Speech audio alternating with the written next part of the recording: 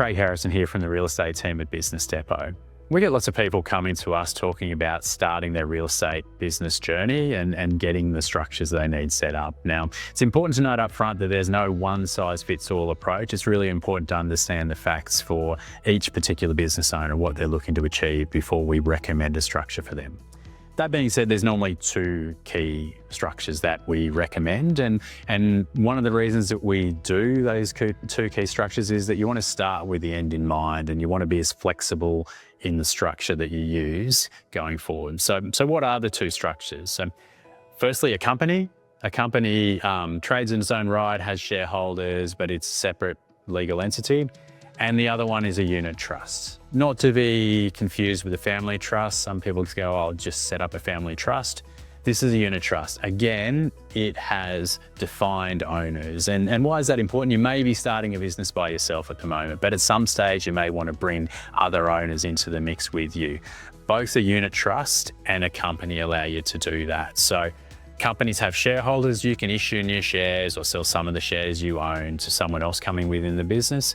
And the same with a unit trust. It's got unit holders as opposed to shareholders. You can issue new units or you can transfer some units to the person coming in. And that means that you can have multiple owners of the same business.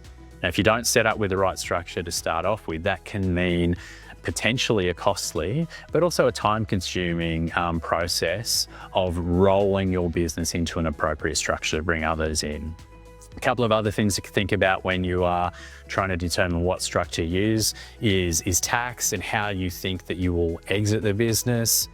You know, without going into a heap of details, companies, they get taxed on the earnings they make along the way. There's some capital gains tax differences on exit, where if a company sells a capital asset, there's no access to the general capital gains tax discount. Unit trusts, on the other hand, they don't pay tax along the way. They have to distribute all their profit every year to their unit holders. And so then we have to think about the tax at a unit holder level and how that looks.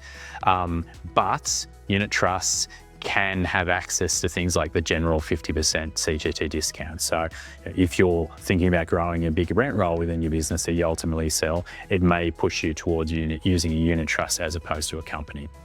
Couple of the key things to think about when you're setting it up. As I should mention, it's not an exhaustive list and there is no one size fits all. It always turns on the facts of what an individual is looking to achieve. But it's really worthwhile conversation to have with the client about what their journey looks like, and then we can start to build the structure that's likely to best suit them. Please feel free to reach out to us here at Business Depot if you'd like to discuss how you can embark on your real estate business journey.